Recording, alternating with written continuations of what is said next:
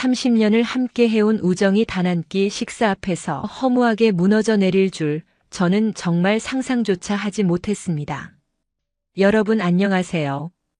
오늘 제가 들려드릴 이야기는 제 인생에서 가장 충격적이고도 씁쓸한 순간 중 하나입니다. 제가 30년 넘게 마음을 나누며 살아온 친구와 인연을 끊게 된 이유 궁금하시죠? 너무 사소해서 말하기조차 민망하지만 바로 10,000원짜리 국밥 한 그릇 때문이었습니다. 그날은 평범한 일요일 오후였어요. 동네에서 제일 유명한 국밥집, 늘 줄이 길게 늘어선 그곳에 함께 갔습니다. 30년 동안 숱하게 만나왔던 친구들이었기에 그 자리는 평소처럼 편안할 줄 알았습니다. 국밥이 김이 모락모락 피어오르며 식탁에 놓였을 때까지만 해도 웃음소리와 안부 인사가 따뜻하게 오갔습니다. 그런데 계산대 앞에서 상황이 달라졌습니다. 야, 어차피 내가 낼 거잖아. 농담처럼 던진 한마디였죠. 순간 제 가슴이 철렁 내려앉았습니다. 웃고 넘길 수도 있었지만 그 말 속에 담긴 태도가 너무 선명하게 다가왔습니다. 내가 그동안 냈던 밥값들이 고마움이 아니라 당연함이었구나. 한 번이라도 진심 어린 고맙다는 말을 들은 적 있었던가? 그 순간 10,000원짜리 국밥은 단순한 한 끼 식사가 아니라 30년 동안 쌓여온 제 진심이 가볍게 취급되는 상징처럼 보였습니다. 최근 조사에 따르면 성인 10명 중 7명 이상이 밥값 문제로 친구와 갈등을 겪은 적이 있다고 합니다. 더 놀라운 건 그중 절반 가까이는 결국 연락이 끊기거나 관계가 멀어졌다는 사실입니다. 심리학자들은 이렇게 말합니다. 밥값 계산은 단순히 돈의 문제가 아니라 상대가 나를 어떻게 바라보고 있는지를 보여주는 감정의 거울이라고요. 여러분은 어떠신가요? 혹시 지금 떠오르는 얼굴이 있지 않으신가요? 오랜 인연이라고 믿었던 관계가 사소한 밥값 앞에서 금이 간 경험, 혹은 당연시되는 말 한마디에 가슴이 덜컥 내려앉았던 순간, 아마 한 번쯤 있으셨을 겁니다. 오늘은 바로 그 이야기, 밥값 문제에서 드러나는 4가지 인간 유형과 특히 반드시 조심해야 할 최악의 유형까지 낱낱이 살펴보겠습니다. 영상 끝까지 보신다면 왜 제가 결국 30년 우정을 끊을 수밖에 없었는지 그 이유를 깊이 이해하시게 될 겁니다. 그 전에 구독과 좋아요 꼭 눌러주시고 지금 어느 지역에서 시청하고 계신지도 댓글에 남겨주세요. 전국 어디에 계시든 여러분의 경험과 이야기가 이 주제를 더 풍성하게 만들어줄 거예요. 첫 번째 이야기입니다. 부산 해운대에 사는 이순자 씨는 30년 넘게 모임을 이끌어온 사람입니다. 평소에도 손이 크고 인심 좋기로 소문이 났죠. 모임마다 항상 먼저 지갑을 열었고 친구들도 순자 언니는 통이 달라 하며 따르곤 했습니다. 정작 본인은 내가 좋아서 하는 거지 뭐 라며 웃어넘겼습니다. 그런데 얼마 전 새로 생긴 고급 한정식집 이야기가 나왔습니다. 여기 1인 5만 원이라던데 괜찮대. 누군가 말하자 친구들이 한두 명씩 고개를 저었습니다. 야, 거긴 너무 비싸. 나 이번 달 카드값도 아직 못 갚았어. 그냥 싸고 편한 데로 가자. 그런데 그때 한 친구가 이런 말을 툭 던졌습니다. 왜? 어차피 순자 언니가 낼 거잖아. 여기 가자. 그 말 한마디에 순자 씨는 웃지도 못하고 고개를 숙인 채 자리만 정리했습니다. 그 순간 깨달았다고 합니다. 아, 내가 낸 밥값은 기억도 안 남고 당연한 거였구나. 한 번이라도 고맙다는 말을 들은 적 있었나? 돈이 아까운 게 아니라 그동안의 진심이 가볍게 취급됐다는 게 속상했다고 합니다. 심리학에서는 이런 현상을 정서적 둔감화라고 부릅니다. 처음엔 호의였지만 반복되면 그 호의가 의무가 되고 나중에는 권리로 착각된다는 겁니다. 이렇게 기대만 커지는 관계에서 한 사람만 계속해서 지갑을 여는 구조는 결국 함께 있는 시간이 점점 부담스럽고 피하고 싶은 약속이 되어버립니다. 그렇다면 어떻게 해야 할까요? 첫째, 처음부터 원칙을 세우는 것이 중요합니다. 우리 나이도 있고 각자 사정도 다르니 앞으로는 자기가 먹은 것 각자 따로 내자. 한 번만 용기 내면 관계는 훨씬 건강해집니다. 둘째, 상대의 농담 속 기대를 가볍게 차단하는 연습도 필요합니다. 이번엔 같이만 먹고 싶다. 계산은 내가 해, 이런 유머 섞인 말 한마디로도 충분히 선은 그을 수 있습니다. 셋째, 한 번이라도 당연하다는 기색을 보이는 사람에겐 다시 관계를 돌아볼 필요가 있습니다. 고마움이 사라진 관계는 어느 순간부터 나를 지치게 만듭니다. 순자 씨는 이후로 달라졌습니다. 요즘엔 다 각자 내잖아, 우리도 그러자. 그날 이후 순자 씨는 더 이상 속상하지 않았다고 합니다. 그 사람들의 본심을 정확히 알게 됐으니까요. 두 번째 이야기입니다. 인천에 사는 김수열 씨는 주변에서 정확한 사람, 계산 확실한 사람으로 통했습니다. 밥을 먹어도 카페를 가도 늘 본인 몫만 딱 계산했습니다. 난 김치찌개 먹었으니까 9,000원 낼게. 너는 제육덮밥 먹었지 11,000원 줘. 그는 그렇게 한 채 오차도 없이 계산기를 두드렸고 친구들도 처음엔 수열이는 진짜 정확해서 좋다라고 했습니다. 하지만 그 정확함은 시간이 지날수록 사람들의 감정을 피곤하게 만들기 시작했습니다. 회식 자리에서도 비슷했습니다. 나는 술 안 마셨으니까 콜라값만 낼게. 나는 고기 2점밖에 안 먹었어. 그런 식으로 빠져나갈 구석을 항상 만들었고 다른 사람들은 점점 말을 줄이기 시작했죠. 결정적인 사건은 어느 날 모임에서 벌어졌습니다. 함께 밥을 먹던 중 친구 한 명이 계산하려고 지갑을 꺼내다가 말했습니다. 나 현금이 없네. 계좌로 이체해 줄게.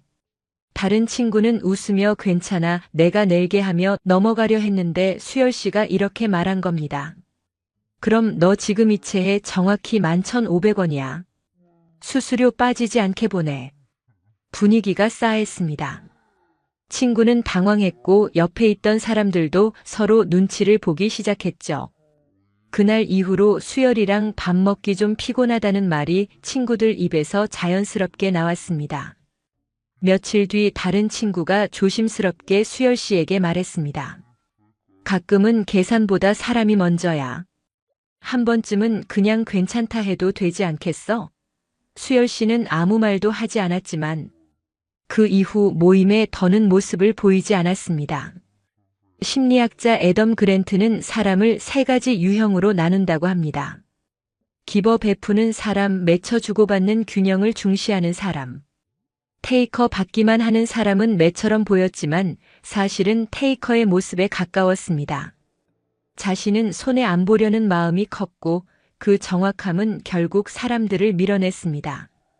그렇다면 이런 성향은 어떻게 바뀔 수 있을까요? 첫째, 작은 차이는 그냥 넘기는 여유가 필요합니다. 1,000원, 2,000원 차이로 관계가 어긋나는 건 어리석은 일이죠. 둘째, 이번엔 내가 사고 다음엔 내가 사고 자연스럽게 돌아가며 밥 사는 문화가 오히려 관계엔 훨씬 더 좋습니다. 셋째, 친구가 곤란할 땐 계산기보다 마음이 먼저 움직여야 합니다. 괜찮아. 내가 낼게. 그 한마디가 그 사람에겐 오래 남는 진심이 될 수 있습니다. 수열 씨처럼 정확함을 좋은 성격이라 믿는 분들도 많습니다. 하지만 기억하셔야 합니다. 정확한 사람보다 편안한 사람이 곁에 오래 남습니다. 세 번째 이야기입니다. 25년지기 친구 이숙자 씨는 함께 모임을 할 때마다 미묘한 긴장감을 느꼈습니다. 특히 누가 계산할지 어떤 순서로 돈이 오갈지를 두고 항상 어떤 서열 같은 분위기가 생기곤 했죠. 밥을 살 땐 아무 말 없이 당연하게 계산하던 친구가 다음번 만남에선 슬쩍 이런 말을 꺼냅니다. 그날은 내가 샀잖아. 오늘은 너희가 알아서 해야 하는 거 아니야? 말은 웃으며 했지만 그 말 속엔 보상받고 싶다는 감정이 고스란히 담겨 있었죠. 그리고 그 순간부터 분위기는 달라지기 시작했습니다. 숙자 씨는 말합니다. 밥 한 번 샀을 뿐인데 마치 내가 가진 빚을 당연히 갚아야 하는 것처럼 느껴졌어요. 그 뒤로 그녀는 친구와 함께 밥 먹는 게 편하지 않게 됐습니다. 언제 또 계산 이야기를 꺼낼지, 어떤 방식으로 관계를 조종하려 들지는 않을지 조심스러워졌다고 하죠. 심리학자들은 이런 행동을 상호성 조작이라고 부릅니다. 겉으로는 배려처럼 보이지만 사실은 자신의 우위와 영향력을 돈으로 드러내는 방식이죠. 이런 사람들과 함께 있으면 식사 함께조차 마음 편히 즐기기 어려워집니다. 상대가 언제 또 지난번엔 내가 샀잖아라는 말을 꺼낼지 모른다는 보이지 않는 압박감 때문이죠. 결국 숙자 씨는 그 친구와의 모임을 점점 피하게 되었고 어느 순간부터 연락도 줄어들게 되었다고 합니다. 돈을 계산하면서 생긴 작은 균열이 결국 사람 사이의 거리까지 만들어버린 겁니다. 이제는 밥을 누가 샀는지가 아니라 밥을 먹는 자리가 편안한지가 더 중요하지 않을까요? 네 번째 이야기입니다. 김희순 씨는 평생을 함께 알고 지낸 친구와 어느 날 인연을 끊기로 마음먹었습니다. 그 누구에게도 이유를 설명하지 않았지만 그녀 마음속에는 오랫동안 담아두었던 한순간의 서운함이 깊이 남아 있었습니다. 그 친구가 크게 아파 입원했을 때 김희순 씨는 바쁜 일상을 잠시 멈추고 매일 병실을 찾았습니다. 직접 만든 반찬을 싸가기도 했고 심지어 퇴근 후 밤 늦게까지 곁을 지켜준 적도 있었죠. 친구의 가족들이 놀랄 정도로 그녀는 자신의 시간과 정성을 아끼지 않았습니다. 하지만 몇 년이 흐르고 이번에는 김희순 씨가 병원에 입원하게 되었습니다. 수술도 앞두고 있었고 심적으로 불안한 상태였죠. 그 친구에게 조심스럽게 문자를 보냈습니다. 나 입원했어. 아마 수술 들어갈지도 몰라.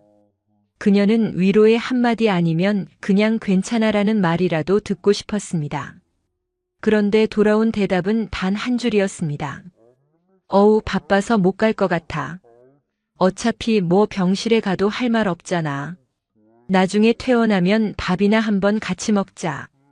그 순간 희순 씨는 자신이 어떤 존재였는지를 깨달았다고 했습니다. 내가 했던 마음들은 그 사람에게 단지 하나의 사건이었구나. 그 마음이 들자 그동안 쌓였던 자잘한 서운함들이 홍수처럼 밀려왔습니다.